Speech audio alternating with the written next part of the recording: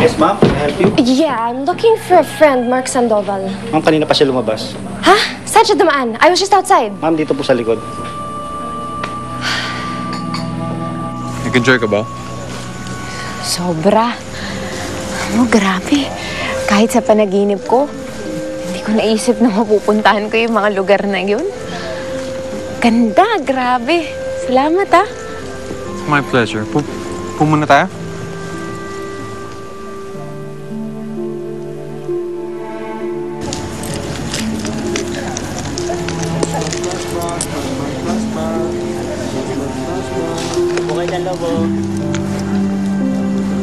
Mark, okay ka lang? Huh?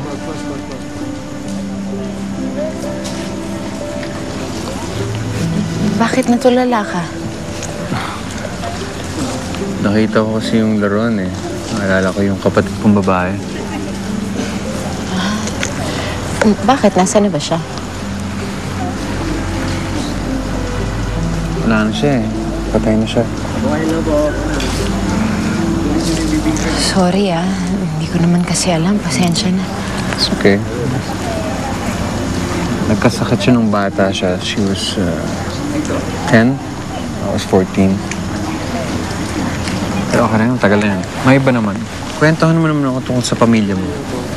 Ilan pa kayong magkakapatid? Wala akong kapatid eh. Mag-isa lang ako.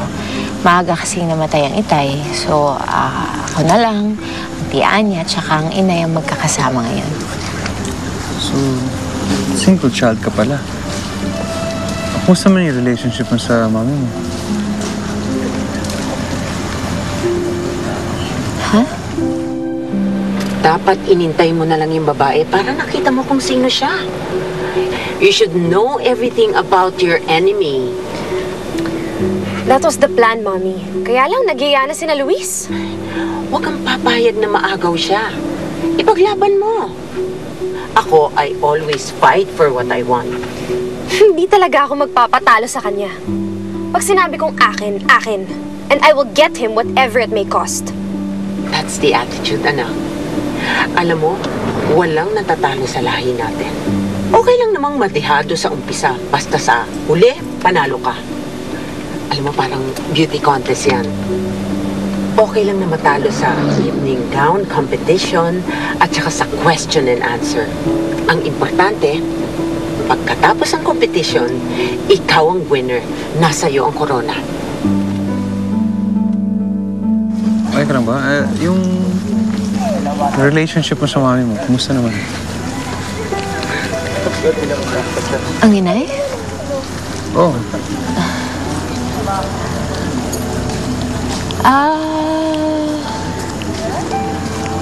Okay naman. Sa totoo lang, wala akong masasabi kay inay. Kasi bata pa lang ako, binusog niya na ako ng pagmamahal. Bata pa lang yan, bugbog sarado niya ng kanyang ina.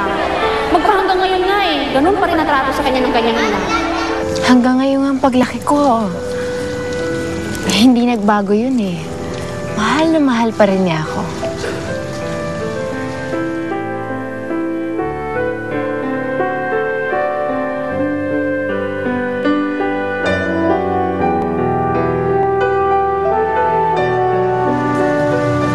Alam mo, siguro,